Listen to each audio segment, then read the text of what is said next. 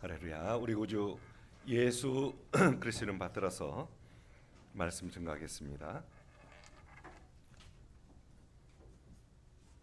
예, 하나님 말씀 고린도전서 4장 14절부터 보겠습니다.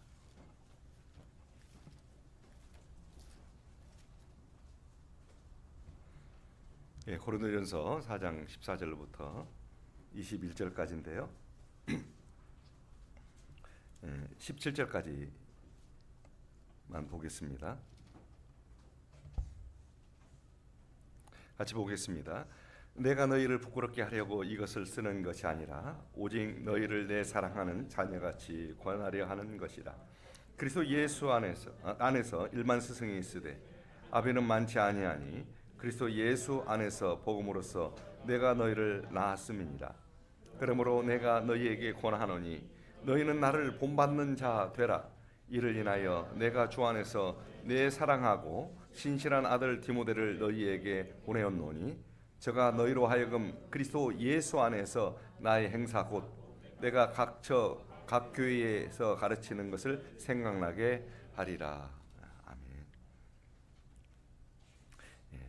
사도 바울은 오늘 본문의 말씀을 통해서 고린도 교회 성도들을 복음으로 낳았다라고 이렇게 증거하고 있습니다. 15절 보면 그리스도 안에서 일만 스승이 있으되 아비는 많지 아니하니 그리스도 안에서 복음으로 내가 너희를 낳았도다. 어찌 보면 고린도 교인들은 바울 사도가 아버지예요. 그 아버지 같은 역할을 하고 있는 것입니다. 바울이 낳았으니까 말이죠. 이것은 무엇을 의미할까요? 실제로 아버지처럼 고린도 교회를 낳았단 말입니까? 바울 사도가 교만해져서 그 아버지 위치에 올라갔단 말입니까? 사실 그것은 아니죠. 그래서 오늘 본문 말씀을 통해서 복음으로 너희를 낳았다는 말씀이 무슨 의미인지를 오늘 이렇게 한번 같이 은혜를 나누고자 합니다. 그렇다고 한다면 이 복음이라고 하는 것은 무슨 뜻일까요? 이 복음이란 말은 기쁜 소식이라는 뜻입니다. 복된 소식, 아주 행복하고 기쁜 소식이 있지 않습니까? 오늘 또 기쁜 소식이 이렇게 저희에게 보여집니다. 우리 명길 형제가 왔잖아요. 아니죠? 형이 왔네요. 제가 기다리는 그런 소식을 기다리고 있는가 봅니다. 어쨌든 형이라도 나와서 너무 감사합니다. 언젠가 동생도 나오겠죠. 자, 그러면 이런 복음의 이력을 가지고 있습니다. 이게 복음은 이력을 가지고 어떤 이력을 가지고 있냐? 그 첫째는 죄와 사망으로 인한 영원한 심판과 형벌에서 건져 주는 것이죠. 죄와 사망으로 인한 영원한 심판과 형벌에서 건져 주는 것입니다. 이게 바로 복된 소식이죠. 한번 들어가면 나올 수가 없는 그런 끔찍한 악몽과 같은 그런 곳에서 내가 건짐을 받았다. 자, 지옥의 형벌은 영원한 심판은 감당할 수 없는 것이죠. 우리 악몽 꿔보셨죠? 꿈을 깼으니까 다행이지, 망정이지. 꿈을 안 깨이는 악몽이라면 영원한 악몽이라면 얼마나 정말로 참혹하겠습니까? 그 지옥은 바로 영원한 악몽에 들어가는 거예요. 그 악몽 속으로, 그 꿈 속으로 들어가는 것입니다. 근데 거기에서 우리를 예수님의 그런 보혈을 통해서 십자가의 대속의 은혜를 통해서 우리가 번짐받았다. 이게 바로 복된 소식이 아니고 무엇이겠습니까? 그래서 예수님의 구원의 소식은 복된 소식입니다. 기쁜 소식입니다.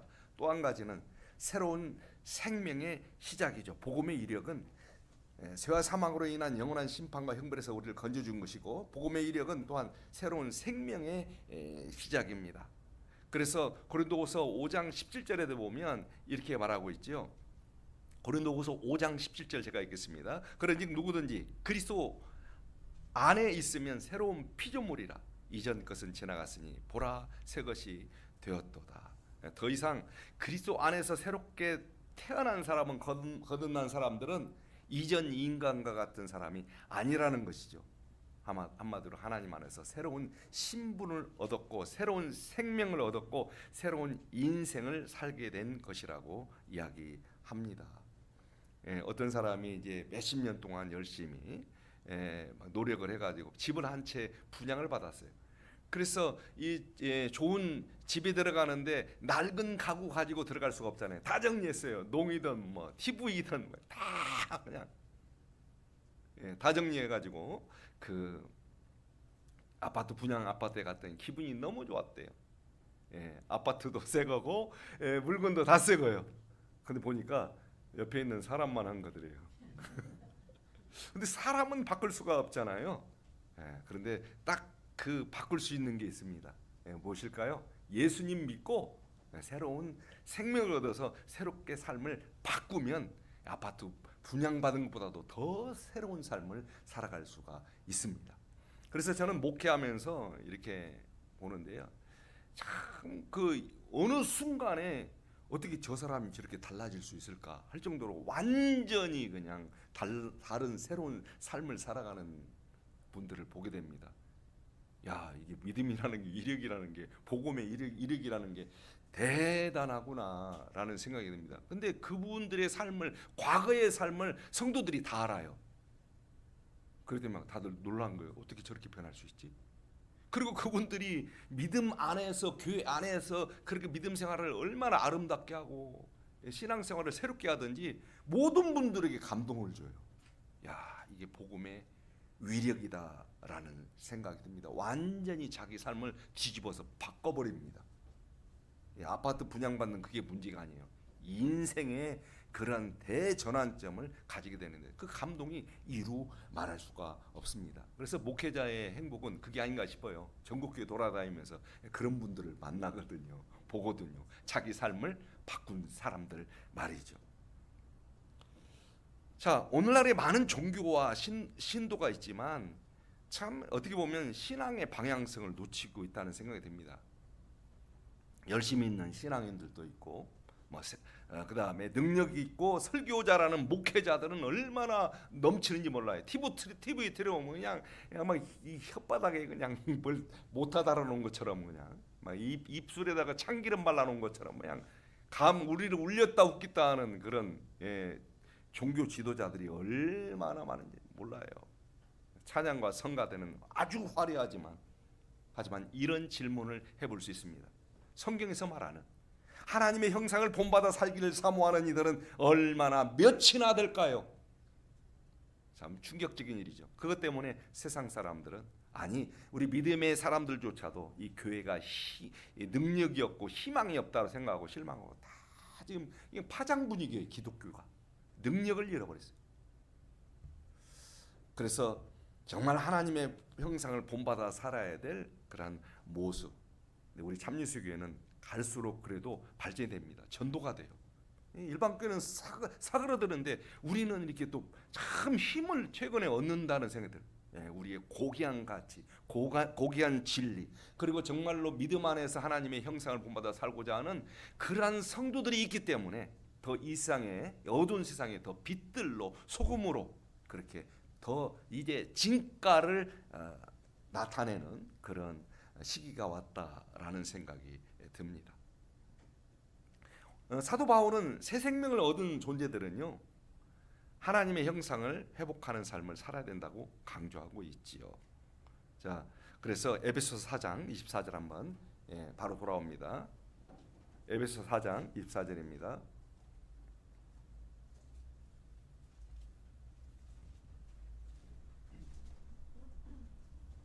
같이 봉독하겠습니다. 시작. 하나님을 따라 의와 진리의 거룩함으로 지으심을 받은 새 사람을 입으라. 이것을 공동 번역 성경으로 읽어드리면요. 하나님의 형상대로 창조된 새 사람으로 갈아입어야 합니다. 새 사람은 올바르고 거룩한 진리의 생활을 하는 사람입니다. 하나님은 죄로 잃어버린 하나님의 형상을 그리스도를 통해서 다시 재현시켜 놨어요. 예수님 안에서 하나님의 형상을 우리에게 재현시켰습니다. 그리고 그의 백성들이 그리스도를 본받게 하심으로 하나님의 뜻에 합당한 삶을 하도록 그렇게 말씀하셨습니다. 그래서 여기서 의와 진리가 나오죠. 의와 진리의 거룩함으로 지으심을 받은 새 사람을 입으라. 여기서 의와 거룩함은 무엇일까요? 하나님의 형상대로 재창조함을 받은 새 사람의 윤리적 덕목과 자질을 얘기하고 있습니다. 한마디로 그 하나님의 형상을 회복한다라고 하는 것은 큰 넓은 광의적 의미에서 뭘까요? 의는 모든 생활 가운데서 올바르고 충실하게 사는 것을 말합니다. 의는 모든 생활 가운데서 올바르고 충실하게 사는 것, 올바르게 사는 겁니다. 그 다음에 성실하게 사는 겁니다. 의라는 게 어려운 말이 아닙니다. 거룩함이라고 하는 건 뭘까요? 세상으로부터 떠나 하나님께 속한 삶이 되었기 때문에 거룩함이라고 하는 것은 악에 물들지 않는 성결한 삶, 악에 물들지 않는 성결한 삶. 따라서 해보시 바랍니다. 우리가 거룩하게 살아라. 그러면 이게 무슨 뜻이냐? 뭐 거룩함이 좀 구체적이지 않잖아요. 자, 따라서 해보시 바랍니다. 그 뜻이 무엇일까요? 시작. 악에 물들지 않는 성결한 삶. 이게 바로 거룩한 삶이에요. 한마디로 쉬운 이야기로 구별된 삶이라는 것이죠. 악에 빠지지 않는 삶을 살아라. 이게 거룩한 삶을 살아가는 것이죠. 그래서 의와 거룩함 이 두 가지 덕목은요, 진리로부터 비롯된 것이지요. 따라서 이 진리 안에서 인도받는 사람들이라면 누구나 의와 거룩함을 입어 변화된 새 삶을 살아가게 될 것이라고 하는 말씀이 바로 본절의 말씀입니다. 그래서 우리 신앙인들의 삶은요, 23절 24절 말씀처럼 에베소서 4장 23절 24절 한번 읽어보겠습니다. 시작. 자, 띄어졌나요? 자, 에베소서 한번 보겠습니다. 4장 23절 24절.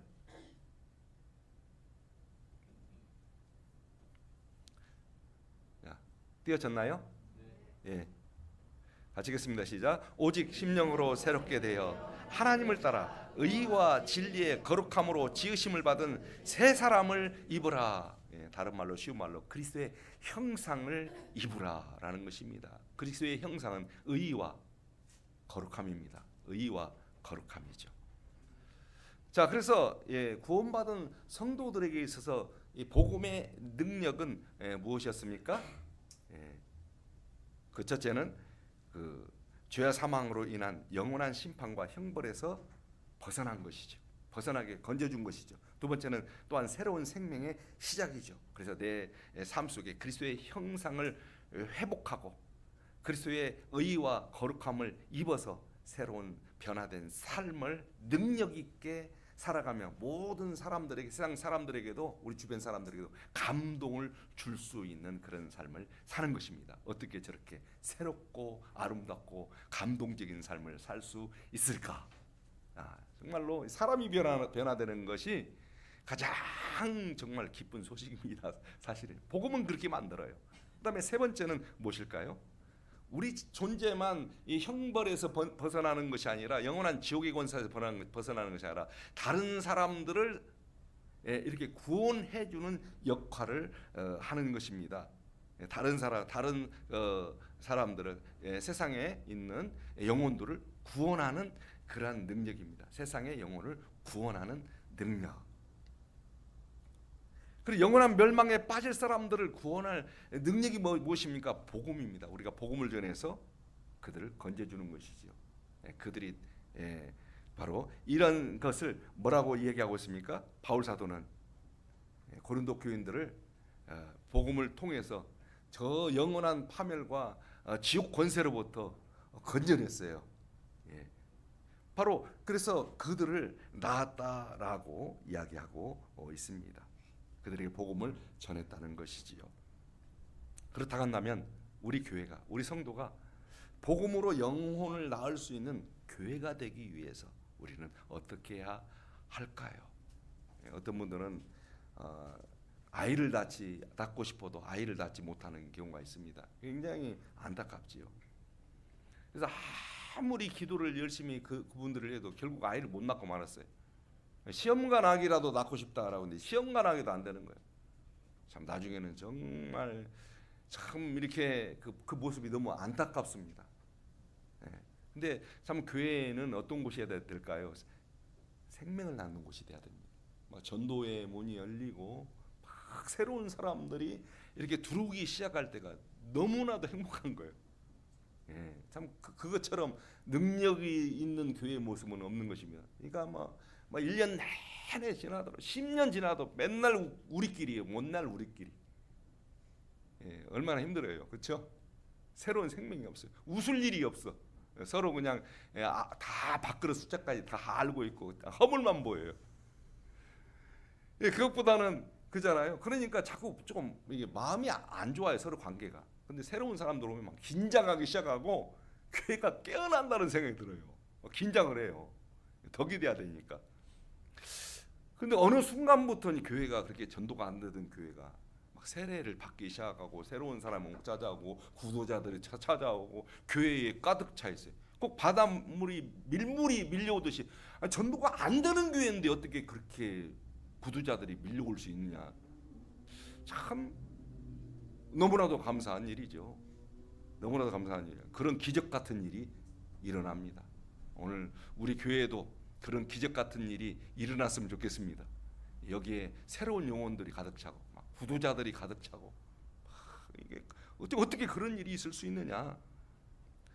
그래서 이렇게 교회라고 하는 것은 복음으로 영혼을 낳을 수 있는 능력을 탑재해야 됩니다. 그것을 상실하면 참 이 교회로서의 그 연약함 속에 있는 것입니다. 그래서 복음의 문이 열릴 수 있도록 전도의 문이 열릴 수 있도록 항상 우리는 힘써서 기도해야 할 것입니다. 그리고 복음의 그런 전함이 원만해져서 전도문이 열려서 우리 영혼들이 그냥 상상을 해보세요. 꿈을 꿔보세요. 막 우리 예배당에 가득 차가지고 앉을 자리가 없고 교회 지금 당장이라도 교회 재화된다. 이런 기쁨과 감격의 날이 왔으면 좋겠습니다. 저는 목회하면서 그것을 몇 차례 맛봤어요. 야, 이 복음이라는 게 그것이구나. 이 복음으로 생명들을 낳는 것이 이런 기쁨이거나 그런 감격을 참 느낄 수 있다는 것은 만날 수 있다는 것은 행복한 일입니다. 그러면 어떻게 우리는 복음으로 영혼을 낳을 수 있는 교회가 될 수 있을까요? 첫째, 서로를 향해 사랑하는 자녀를 양육하듯 해야 합니다. 서로를 향해 사랑하는 자녀를 양육하듯 해야 합니다. 우리 자녀들 보면 어떻습니까? 막 눈에 막 꿀이 떨어지잖아요. 꿀이 떨어지잖아요. 제가 우리 은양이 보면 막 꿀이 떨어지잖아요. 한시도 그냥 이렇게 눈을 떼지 못하잖아요. 막 계속 그렇게 사랑하는 눈빛으로 막 전달하고 있는데 부담스럽대요. 너무 과하니까 사춘기가 되니까 더 부담스러워요. 싫대요. 이제 어쨌든 사랑하는 자녀를 내 새끼 대하듯이 그렇게 양육해야 됩니다. 서로를.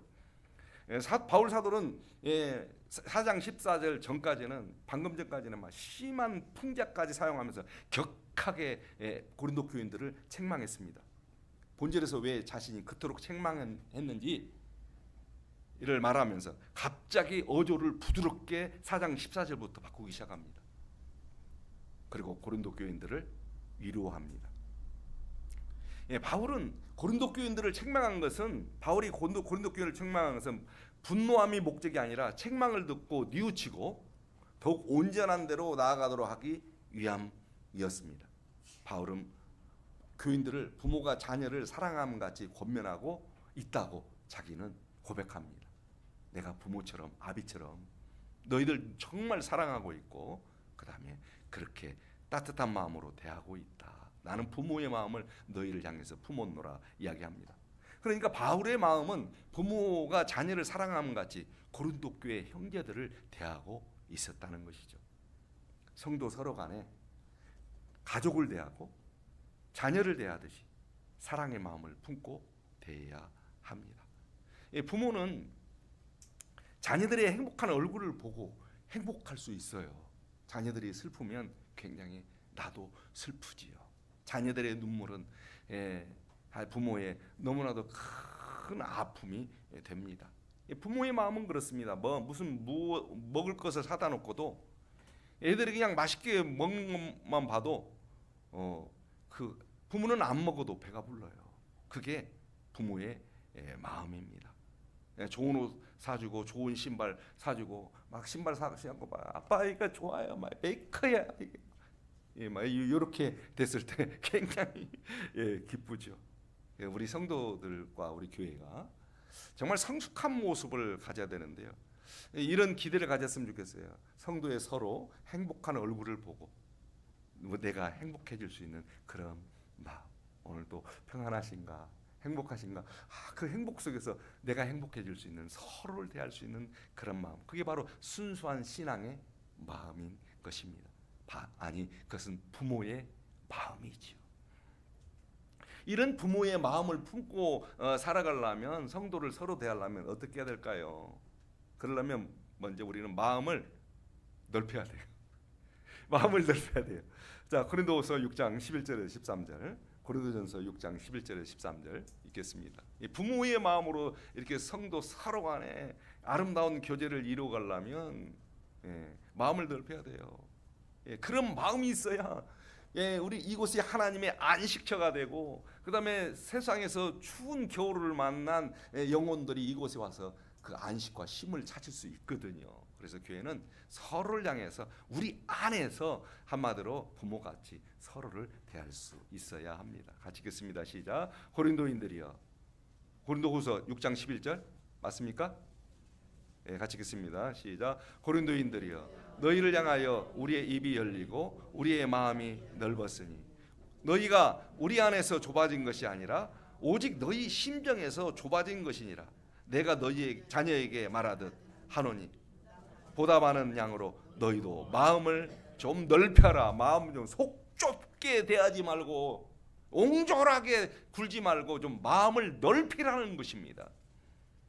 바울 사도는 자신의 마음이 고린도 교회의 성도들을 향해서 활짝 열려져 있음을 언급합니다. 고린도 교회의 성도들과 자신 사이에 엉뚱한 오해가 생긴 것은 그들의 마음이 편협하기 때문이라고 말하고 있습니다. 그래서 바울 사도에 대해서 고린도 교회가 상당히 좀 관계가 안 좋았잖아요. 바울 사도를 막 뒤에서 얼마나 욕을 하고 비난을 하고 막 사기꾼으로 몰기도 하고. 근데 이제 그런 관계의 악화가 바울의 문제가 아니고 고린도 교인들의 문제였다는 거예요. 나는 항상 따뜻한 마음으로 아버지처럼 변함없이 너희들 사랑하는데 이건 내 문제가 아니라 너희들 문제다. 마음이 편협하기 때문에, 속이 넓지 않기 때문에, 너무나 속이 좁고 좁았기 때문에 생기는 문제였다. 관계의 문제였다라고. 그래서 성도 서로 간의 관계가 나빠진 것은 그것은 뭐 때문에, 무슨 정의 때문에가 아니라 속이 좁아서 생기는 문제입니다. 속이 좁아서. 마음을 넓혀야 돼요. 그래서 공동체 생활에서는 아비처럼 넓은 마음을 품어야 함을 강조를 하고 있어요. 부모는 자녀에 대해 옹졸한 마음을 가질 수가 없지요. 바울의 마음은 고린도 교회의 성도들에 대해서 편협한 마음, 즉 옹졸한 마음으로 대하지 않고 열린 마음으로 대하고 있음을 고백하고 있습니다. 그래서 우리는 서로를 대할 때 열린 마음으로 대해야 합니다. 마음을 활짝 여시기를 바랍니다. 왜? 우리는 때로는 어떤 오해와 비난을 직면하게 될 때가 있어요. 상대로부터. 그럴 때 우리는 어떻게 반응하시는지요? 그러면 분개한 마음으로 상대의 허물을 단도직입적인 어조로 지적하겠습니다. 너는 뭐 잘난 줄 알아? 내가 그동안 말할 것이 없어서 말 못한 줄 알아? 너는 더해. 이렇게 하면서 문제가 되죠. 또 그렇게 또 한마디로 한 방에 일가를 날려줘야 다음부터 사람을 참 우습게 본단 말이에요. 잘해주니까. 그 다음에 무시당하지 않다고 생각할 때 이번에 그냥 완전히 쐐기를 박는 의미로 그냥 야무지게 그냥 한번 좀 창피를 주는 것도 괜찮다라고 생각하겠죠. 근데 그렇게 되면 한번 사람들 사이가 멀어지면요, 회복이 거의 안 돼요. 목회하면서 느껴진 것은 목회하는 동안 잘 지내야 돼. 다음에 떠나고 난 다음에 서로 만나도 서먹서먹해져요. 그거 무서운 일이더라고요. 이게 어린 애들은 서로 싸움하면 친해지고 막 그러잖아요. 잊어버리잖아요. 어른들은 안 그래. 한번 싸움하면 영원히 죽을 때까지 아니죠. 그 인간 이렇게 되는 겁니다. 그래서 어떤 그 시간이 될 때, 기회가 될 때 서로 잘 지내는 게 중요해요. 목회할 때도 잘 지내는 게 될 수 있는데 잘 안 지내려고 한 건 아니지만 어쩔 수 없는 경우도 있어요. 하지만 잘 지내는 게 좋다라는 것입니다. 먼저 자신이 이럴 때는요, 누군가가 오해가 생기고 비난에 직면했을 때 잘 그걸 해결하는 방법 뭘까요? 먼저 자신이 사랑과 이해의 바탕을 둔 넓은 마음으로 상대방에 대해 관용하는 자세를 취한 후에 그로 하여금 오해를 풀고 호소하는 것이 훨씬 지혜로운 방법입니다. 막 거기가 화가 나고 막 방방 뜨고 그래도 이렇게 좀 넓은 마음으로 관용하는 마음으로 대한 다음에 형제여, 자매여, 그게 아니고 이렇게 하다 보면요, 감동으로 해요. 더 좋은 관계가 돼. 그렇게 풀어가야 돼. 어른들의 싸움. 그러니까 아파트 얻어주셔가지고 아파트 사는데 술 먹고 막 12시 넘어서 쫓아왔어. 밑에 방에서. 갖고 그러세요. 아이고 힘드셨겠네요. 막 그러면서 막 얘기를 부드럽게 했더니 막 감동을 하고 하더라고요. 감동을. 아이고 뭐 이렇게 제가 이렇게 왔는데도 이렇게 참 부드럽게 말씀하시고 오히려 감동을 하고 가버려요. 그 다음부터는 안 올라오더라고요. 그래서 사람이 이해관계가 따를 때는요, 절대 물러서지 않습니다. 넓은 마음을 품기보다는 사람이 아주 그냥 속이 옹졸해지고 좁아져 버립니다. 하지만 우리 공동체 안에서는 속을 마음을 넓혀야 하고 성숙함으로 대할 필요성이 있습니다. 그러니까 바울 사도가 고린도 교회를 볼 때 고린도 교인들의 마음이 너무 편협하고 너무 좁아요. 너무 좁아. 그러니까 좁으니까 맨날 서로 간에 그냥 다투고 갈등하고 편할 날이 한 순간도 없어요. 근데 이 아까 안타까운 건 뭐냐면요, 고린도 교인들이 은사가 너무 많아요. 성령이 받은 은사가 많은데 그냥 다 똑똑한 사람들만 있어요. 저는 참 싫어한 게 뭐냐면 아주 똑똑한 사람들 싫어해. 아주 똑똑해. 막 일은 엄청 야무지게 잘해. 근데 그들이 존재하는 한 정말 똑똑한 사람들만 있다 보면 갈등과 아주 분열과 아주 정말 별로 저는 그런 사람들 별로 안 좋아합니다. 데살로니가전서 2장 6절에서 8절 한번 보겠습니다. 데살로니가전서 2장 6절에서 8절.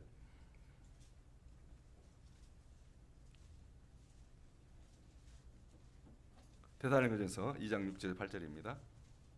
같이 읽겠습니다. 시작. 우리가 그리스도의 사도로 능히 존중할 터이나 그러나 너희에게든지 다른 이에게든지 사람에게는 영광을 묻지 아니하고 오직 우리가 너희 가운데서 유순한 자 되어 유모가 자기 자녀를 기름같이 하였으니 8절. 우리가 이같이 너희를 사모하여 하나님의 복음으로만 아니라 우리 목숨까지 너희에게 주기를 즐겨함은 너희가 우리의 사랑하는 자 됨이라. 뭐가 문제겠어요? 너무 아름답죠? 유모가 이 아이를 대하는 것처럼 자기 자녀를 대하는 것처럼 얼마나 사랑스럽게 서로가 그런 공동체가 되어야 되는 것입니다. 그리고 11절 여기 데살로니가전서 2장 11절 12절 읽겠습니다. 시작. 너희도 아는 바와 같이 우리가 너희 각 사람에게 아비가 자기 자녀에게 하듯 권면하고 위로하고 경계하노니 이는 너희를 부르사 자기 나라와 영광에 이르게 하시는 하나님께 합당히 행하게 하려 함이니라. 그래서 여기에서 아비가 자기 자녀에게 하듯, 내가 복음으로 너희를 낳았다는 것은 내가 너희에게 복음을 전해서 너희가 구원받았다. 그렇지만 오늘 또 사랑하는 자녀들처럼 너희를 대하고 있다. 그런 사랑의 고백인 것입니다. 오늘 또 우리 옆에 있는 형제 자매들을 향해서 늘 사랑의 고백을 하시길 바랍니다. 그리고 아비가 되어주시기를 바랍니다. 두 번째, 아비로서 해산의 수고로 양육해야 합니다. 따라서 해보시기 바랍니다. 아비로서 해산의 수고로 양육해야 합니다. 고린도 전서 4장 15절, 본문으로 돌아와서 4장 15절 보겠습니다. 같이 읽겠습니다. 시작. 그리스도 안에서 1만 스승이 있으되 아비는 많지 아니 그리스도 예수 안에서 복음으로 내가 너희를 낳았음이니라. 여기서 그 1만 스승이죠. 스승은 너무나 많아요. 1만 명이니까. 근데 아비는 세상에서 몇 명입니까? 아버지는? 여러분들 아버지 몇 명이에요? 예? 아버지가 몇 명인지도 모르고 살아요? 아버지가 한 명이요. 아버지 2명, 3명 있는 사람들 없어요. 아비는 스승은 많아요. 선생님들은요. 은사는 많아요. 예, 스승은 많은데 아비는 딱 한 사람. 그만큼 적습니다. 근데 여기서 스승이라고 하는 것은요, 성경 용어로는 몽학 선생이죠. 오늘날 현대 용어로 말한다면 아기 돌봄사, 그게 있더라고요. 아기 돌봄사. 애기들 막 그 회사 나가야 되는데 돌봄을 국가에서 장려하잖아요. 그다음에 애기들 또 학교 데려다 주기도 하고, 또 부모들이 가면 잠깐 몇 시간 동안 뭐 주말이든 언제 아기를 돌봐주는 돌봄사 역할이죠. 그런데 이제 그분들은 그냥 돈 받고 하는 거예요. 예. 근데 이제 알바 정도 하는 것이죠. 일반 스승이 그런 정도입니다. 아이의 장래는 책임지려 하지 않는 그런 그냥 일시적으로 도와주는. 그런데 그런 게 아니고 부모는 어떻습니까? 아비처럼 양육하고 희생하는 것을 이야기하는 거 있는 것입니다. 자, 그래서 그 참 스승이 되는 것은 쉬워요. 여기서 일만 스승이 많다는 것은 한마디로 부정적인 용어로 사용한 것입니다. 아는 체하고 똑똑한 체하고 가르치기를 좋아하고 자기 주장이나 할 사람들은 너무 많은데, 사실 아비처럼 희생하는 사람들은 믿음의 공동체 안에서도 참 많지 않다, 흔치 않다, 이것을 얘기하는 것입니다. 그래서 스승이 될 것이 아니라 아비 같은 역할을 믿음의 공동체에서는 해야 한다라는 것을 이야기하죠. 왜 이렇게 그 스승은 많아도 아비 같은 사람은 적을까요? 그것은 그만큼 아비로서의 양육의 책임을 다한 일은 너무 어렵고 고통스러운 일이기 때문에 그래요. 쉽지 않습니다. 그래서 바울이 복음을 전해서 내가 너희들이 아비라고 얘기하는 것은 너희를 위해서 무엇이든지 나는 희생할 수 있다. 부모라는 게 그러잖아요. 자식의 행복을 위해서라면, 자식들을 위해서 무엇이든지 희생하잖아요. 그게 아비잖아요. 그 각오와 고백을 얘기하는 것입니다. 나는 너희를 위해서라면, 고린도 교회를 위해서라면 나는 아비 같은 마음을 품었다. 어떤 희생이든지 치르겠다. 이런 얘기를 하는 것입니다. 아비라는 게 쉬운 일이 아닙니다. 책임이 따르는 것이. 그러니까 스승은 많아도 아비는 적은 거죠. 자, 고린도전서 4장 그 19절 갈라디아서 4장 19절 20절 한번 읽겠습니다. 하나님의 백성으로 세우는 데 있어서 바울 사도가 얼마나 아비 같은 마음으로 그렇게 그들을 대했는지 보겠습니다. 아비라는 게 뭘까요? 수고와 헌신과 희생을 두려워하지 않는 것입니다. 그 자녀들을 위해서. 그게 아비예요. 그게 어미요. 그런 사람이 되라는 것입니다. 같이 읽겠습니다. 시작. 나의 자녀들아, 너희 속에 그리스도의 형상이 이루기까지 다시 너를 위하여 해산하는 수고를 하노니. 그러니까 여자들 아이들 해산할 때 어떻습니까? 오늘 아기 낳으러 간다. 서풍 가듯이 딱 그때 나왔습니까? 아니면 막 그냥 저녁 내 막 안 나와가지고 그냥. 제가 잘 알아요. 6을 낳아봤기 때문에. 그렇죠? 잘 알아요. 옆에서 지켜본 것이지만 끝나고도 다 지켜본 건 아니죠. 집에 가면 또 혼나요. 아기 낳을 때 없었는데. 혼자 억울하다는 생각이 들겠죠. 어쨌든 아비라고 하는 것은 상대를 위해 수고와 희생할 수 있는 것입니다.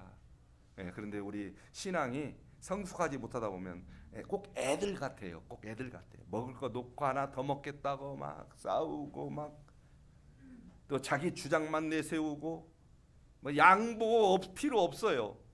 그리고 조금만 문제가 있어 토라지고 삐지고 교회 안 나온다고 하고, 그럼 가가지고 교회 나오라고 막 그냥 손이 발이 되더라 빌어서 갖다 놓으면 또 삐지고. 참 언제 성숙할까요? 언제 성숙해요? 참 힘들어요 그것도. 그래 하나하나 그렇지만 이것도 그래도 교회라도 나왔으니까 얼마나 감사해요. 그렇죠? 교회 이런 어떻게 보면 교회는 이러한 성장의 과정을 밟습니다. 이 성도들의 미성숙한 그 상태를 이렇게 단계를 이렇게 보게 되면요, 참 어떻게 보면 자기 기분대로 행동해요. 그런 분들은, 미성숙한 사람들은 자기 의견을 지나치게 내세워서 굽히지를 않아요. 절대 양보하지 않습니다. 그러니까 너무나 힘들어요. 그런데 어느 순간 하나님의 말씀이, 하나님 은혜가 그를 변화합니다. 근데 완전히 또 새로운 사람이 돼. 그러니까 은사는 있는데 그분이 아직도 미성숙한 상태에 있어요. 그러니까 교회를 너무 고통스럽게 만드는 거죠. 근데 그런 분이 어느 순간에도 바뀌어 버려요. 야, 사람 일은 모르구나. 우리 교회 모임도 성숙해야 되겠습니다. 그리고 아버지의 마음으로 정말 우리 성도들을 이렇게 돌볼 수 있는, 그 위에서 희생할 수 있는, 자녀들의 그런 행복을 바라보고 우리 성도들의 얼굴의 행복을 바라보고 내가 행복을 느낄 수 있는 그런 아비와 어미들이 되시기를 예수님 이름으로 축복합니다. 옆에 있는 사람들이 그런 사람이요, 내 잘되기만 바라고 나를 위해서 기도하고 나를 위해서 축복하고 당신의 행복이 나의 행복입니다 이렇게 바라보니 얼마나 행복하겠습니까? 그런 교회의 모습이 되어야 하는 것입니다. 그래서 그런 교회는, 아버지 같은 교회들은 아버지가 많고 애들이 어머니가 많다는 것은 애들을 많이 하고 애들이 많아요. 요즘은 사람들이 아버지 되는 것을 거부하는 시대입니다. 결혼도 안 해버려요. 어미 되는 것을 거부합니다. 결혼을 안 해요. 혼자 사는 게 편해요. 그러니까 애들이 없어.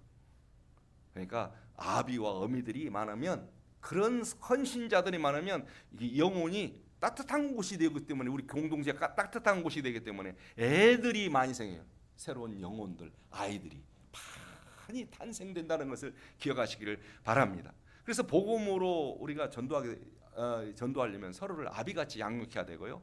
또 아비로서 희생할 마음을 가지고 그것을 실천해야 하는 것입니다. 그래서 교회에게 성장을 가져온 것은 우리 믿음의 선배들이 한마디로 아비 같은 어미 같은 역할을 했기 때문에 그래요. 믿음의 선배들이. 그래서 광주교회가 있는 거예요. 그래서 복음을 위해서 오늘 또 불타는 가슴으로 희생적인 삶을 살았던 그런 우리 선배들을 본받아야 할 것입니다. 그리고 오늘날 구원받은 성도로서 나의 삶은 어떤가 한번 생각해 봐야 됩니다. 나는 아직도 아이인가 아니면 아비인가 어미인가? 주님의 희생, 십자가 희생이 나의 삶 가운데 메아리치고 있는지, 정말 이 복음을 증거할 그런 애타는 마음들이, 아기를 낳지 못해서 주님 아이 하나 주세요, 사무엘의 어머니처럼 그렇게 애타게 기도하고 있는지, 8월 22일 날에 새로운 그런 영혼들이 구원받을 대상자들이 그래도 누구라도 새로운 영혼을 초대할 수 있도록 오늘 애타는 마음이 내 가슴에서 불붙어 있는지, 아니면 뭐 내일 아니야, 뭐 애들 없으면 더 편하대, 이렇게 생각하고 있는지, 8월 22일 날 그날을 기억하시기를 바랍니다. 그날이 우리에게 뭐 학성기로 메아리치고 있지 않습니까? 8월 22일 8월 22일이 뭔 날인지 모르겠죠. 참 우리는 참 그런 희생이 할 수 있는 아비, 상대를 위해서 수고와 희생, 헌신할 수 있는 아비가 우리에게는 얼마나 필요한지 몰라요. 권 목자님이 암으로 소천하셨잖아요.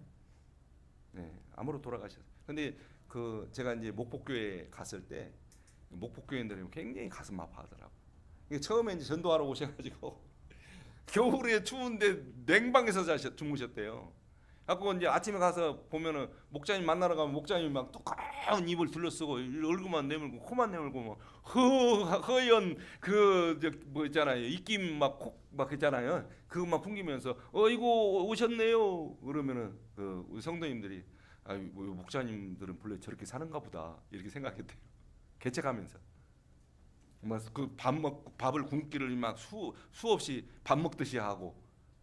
근데 이제 그런 자책을 하는 거예요. 그분이 이제 그렇게 갑작스럽게 암으로 소천하시다는 소식을 듣고, 참 우리가 그때는 뭘 몰랐다고, 너무 어렸다고. 그때 굽고 계실 때 쌀 한 대박이라도 좀 갖다 드렸으면, 그 나무 많은데 나무 갖다가 좀 해드렸으면 좋았을 건데 왜 그런 생각을 못했나? 가슴 아파들. 우리가 잘못 모셔가지고 그렇게 암으로 돌아가셨는가 보다라고 하면서 굉장히 가슴 아파하는 것입니다. 한마디로 이제 드디어 아비의 마음이 된 것입니다. 우리는 어떻게 보면 목회자도 성도들 향해서 아비의 마음을 품어야 되겠지만, 성도들도 사실 목회자에 대해서 아비의 마음, 어미의 마음을 품어야 합니다. 우리에게는 어떻게 보면 외로운 영혼들이잖아요. 서로에게 아비와 어미가 되어줘야 합니다. 그럴 때 정말 따뜻한 세상, 험한 이란 시련이 많은 그런 세상을 서로가 위로하면서 그리스도 안에서 우리는 강건함으로 세상을 이겨갈 용기를 얻게 되기 때문입니다. 서로를 향해서 아비 같은 마음으로 희생하는 그런 사랑의 실천이 오늘 우리에게도 필요합니다. 세 번째, 믿음의 본으로 양육할 수 있어야 합니다. 정말 새 생명을 낳는 교회가 되려면 믿음의 본으로 양육할 수 있어야 돼요. 믿음의 본이 있어야 하는 것입니다. 고린도전서 4장 16절 보겠습니다. 고린도전서 4장 16절. 그러므로 내가 너희에게 권하노니 너희는 나를 본받는 자 되라. 고린도전서 11장 1절 보면 고린도전서 11장 1절 보면 내가 그리스도를 본받는 자 된 것 같이 너희는 나를 본받는 자 되라. 본받는. 그다음에 데살로니가전서 1장 6절 제가 읽겠습니다. 신학용에서 데살로니가전서 1장 6절에 보면 또 너희는 많은 환난 가운데서 성령의 기쁨으로 도를 받아 우리와 주를 본받는 자 되었으니. 본받는 게 본을 끼쳐야 본을 받는 것이죠. 진정한 교육은 모본을 보여주는 것입니다. 바울은 그의 그런 삶의 모습을 보여줬고 자신을 본받으라고 강조하고 있습니다. 얼마나 정말 자신감 있습니까? 얼마나 떳떳하면 자신을 본받으라고 했을까요? 빌립보서 4장 9절에 보면 제가 읽겠습니다. 빌립보서 4장 9절에 보면 성경에 한두 군데 그런 말을 써놓은 게 아니에요. 너희는 내게 배우고 받고 듣고 본바를 행하라. 내게 배우고, 이거 가르치기만 하는 게 아니도 받고 듣고 본바를, 내가 어떻게 행동했는지, 그러니까 결국은 본받으라는 것입니다. 그리하면 평강의 하나님이 너희와 함께 계시리니 산밭에서 자란 쑥은 절로 곱게 자란다. 삶이 뭔지 아세요? 청년들은 모를 거예요. 삶, 절업대기라고. 절업대기. 화살을 그것도 만들었죠. 근데 중요한 것은 참 교회가 본받을 만한 교회가 돼야 되는데 고린도 교회는 그 복음의 능력이 상실된 교회였습니다. 어떤 본도 보여주지 못한 교회였죠. 자, 고린도전서 4장 19절 20절 같이 읽겠습니다. 4장 19절 20절 시작. 그러나 주께서 허락하시면 내가 너희에게 속히 나가서 교만한 자의 말을 알아볼 것이 아니라 오직 그의 능력으로 알아보겠노니 하나님의 나라는 말에 있지 아니하고 오직 능력에 있습니다. 삶의 능력이, 복음의 능력, 내 삶의 변화, 그리스도에 있을 아름다운 본, 이게 중요하죠. 말만 아주 교만해져가지고 그냥 말만 하는 그런 교회, 무슨 생명을 낳는 교회가 되겠습니까? 우리 오늘 우리 교회도 복음의 실질적인 능력이 되살아나는 교회가 됐으면 좋겠습니다. 그래서 성도 한 분 한 분이 다 본받을 만한 그런 믿음으로 자라났으면 좋겠습니다. 그리고 자신감 있게 나를 본받아. 얘야, 아빠 하는 거 본받아. 얘야, 엄마 하는 것만큼만 해. 좀 이렇게 자신감 있게 좀 자식들에게도 믿음을 독려할 수 있는 그런 떳떳한 생활을 복음의 능력으로 변화된 삶을 좀 나타낼 수 있었으면 좋겠습니다. 그래서 우리가 전도할 때도, 초대할 때도 한번 와보세요. 우리 교회가 그냥 분위기가 얼마나 좋고 하나님의 은혜가 있고 성령의 감도 있고 우리 성도들 얼마나 사랑으로 뜨거워져 있는지. 자, 믿음의 삶, 교회의 진정한 모습이 우리 교회에 있으니 한번 오시기만 해봐요. 막 그냥 반하고 당장이라도 내일부터라도 믿음 생활 하려고 그렇게 할 거래요. 한번 와보세요. 이런 믿음의 본을 보여줄 수 있는 신령한 공동체가 될 수 있기를 예수님의 이름으로 축복합니다. 목도드리겠습니다.